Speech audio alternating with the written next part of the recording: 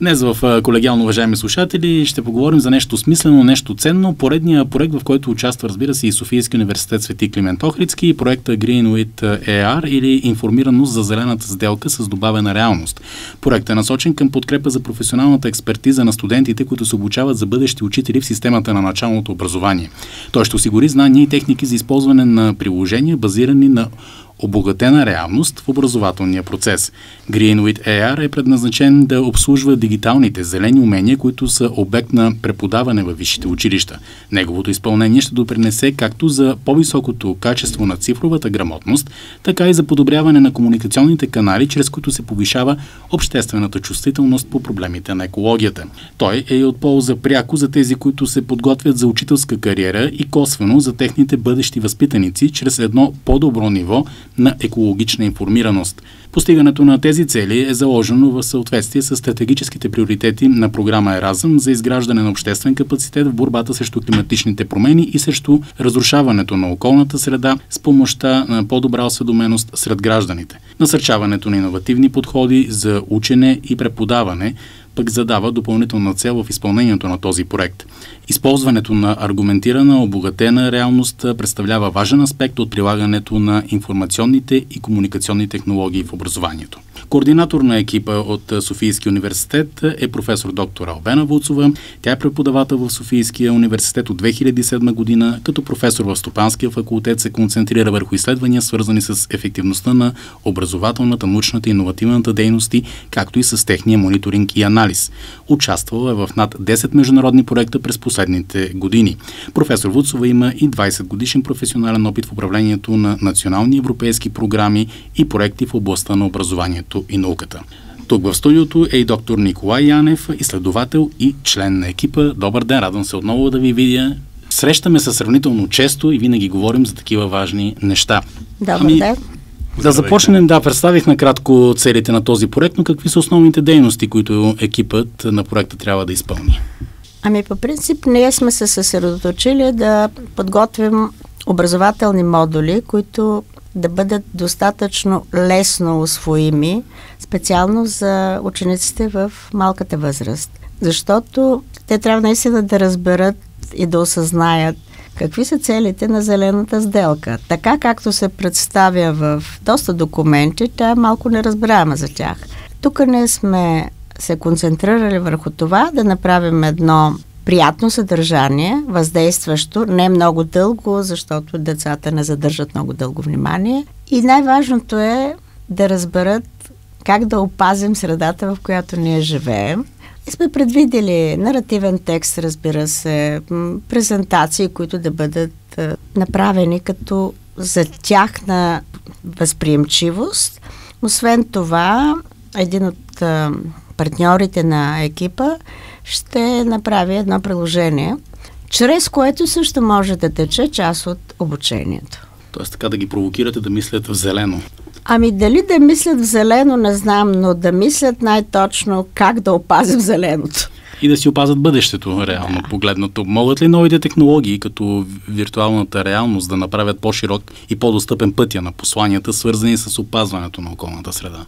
Със сигурност в дадения случай технологиите могат да дадат нов канал, по който информацията да стигне до младите, до децата в случая. Разбира се, и за това ме предупредиха колеги биолози от биологическия факултет, с които имам шанс да работя, че увлечени по технологиите и вгледани в тях, не бива да забравяме, че целта на подобни упражнения е природата.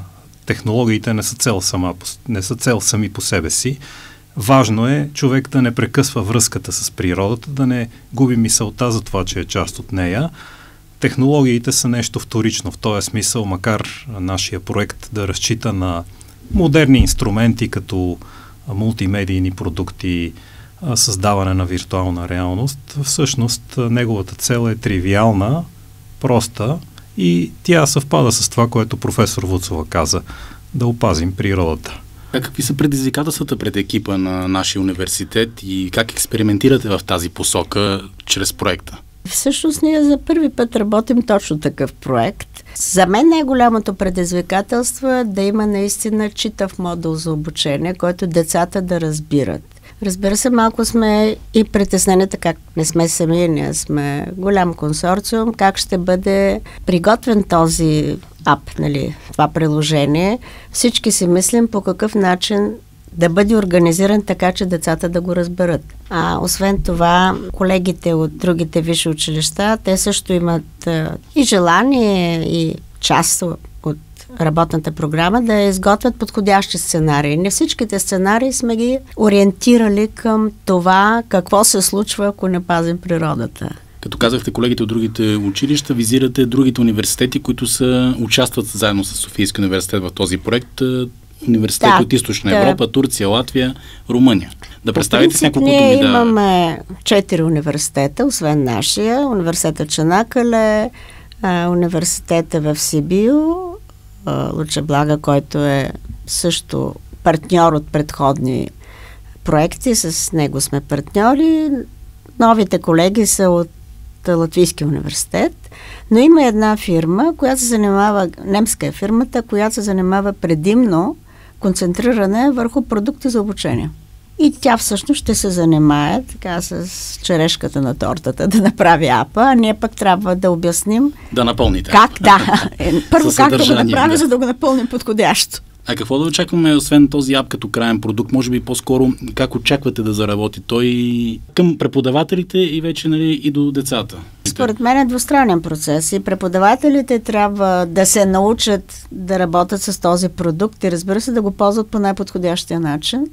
За мен лично е най-важно децата да осъзнаят за какво правим всичките тези усилия в посока на зелена сделка и да им най-накрая да излезат с едно така прилично знание, не е много наситено с факти и цифри и така, което да им помогне да осъзнаят как да опазят природата. От казаното до тук остана с впечатлението, че, понеже казахте, че умувате още върху апа, т.е. работата е в един по-начален етап, предстои още работа, още срещи. Да, бих казала в средата. Ние сме готови с сценариите, всичките колеги, сега ще ги обсъдим, ще се изберат определено, защото всеки университет предлага, ще се определи количество от сценарии, върху което вече ще започне да се работи, за да бъде, така да се каже, транслирано към приложението. А кога да очакваме вече и самото приложение в действие? Ако така всичко върви по план, в началото на септември или октомври трябва да имаме първа версия. Споменахте и септември, че работата вече е преполовена. В края на разговора какво пък предстои пред вашия екип в близко бъдеще? Ние сме амбициозен екип. Мъчим се първо да надградим, за да не използвам тая хубава българска дума апгрейд, да надградим това, което направихме по проекта University, който за мен е много, много смислен проект и в момента работим върху това. Имаме привлечени външни донори, които да ни помогнат, като предоставят определени средства за нови иновационни грантове. Министерството на образованието на науката и Министерството на енергетиката, може би ще има и други. Още сме в цикъл на изпълнение, но там вече по-към края на друг проект, с който работим с румънските партньори. Това е също начин на подготовка на подходящи учебни курсове, както и студентите да бъдат включени с техните задачи. Разбира се, гледаме в бъдещето с нов проект, за което се иска и сили. Иска се сили, да, но пък ви вече сте трениран отбор и продължавате. Това не зависи само от нашата тренировка. На въпроса какво очакваме, важно е да кажем, че очакваме в края на едно успешно изпълнение да сме създали продукт, който е достъпен и свободен за ползване от всеки, който има интерес да го ползва. Т.е. това ще е нещо създадено с европейско финансиране и достъпно за всеки, който се занимава с обучителна дейност по такива теми. Т.е. съдържанието ще бъде свободно за ползване. И другото, което очакваме в по-краткосрочен план, ако говорим конкретно за тази инициатива, да влезем в училище и да се срещнем с учениците, за да може да им разкажем и покажем част от нещата, които правим, да видим каква е тяхната първоначална реакция, защото това е важно да получим обратна връзка още в хода на изпълнението. Аз само да допълня, доктор Янев, всъщност ние една малка апробация имаме вече пред студенти, които се занимават с педагогическа дейност и за мен беше очудващо. Те много добре приеха представянето на проекта и сега сме им обещали, когато е готово приложението и когато са готови утвърдените сценарии, да им ги покажем, така че имате вече обратната връзка? Малка. Ще надграждате и нея. Малка.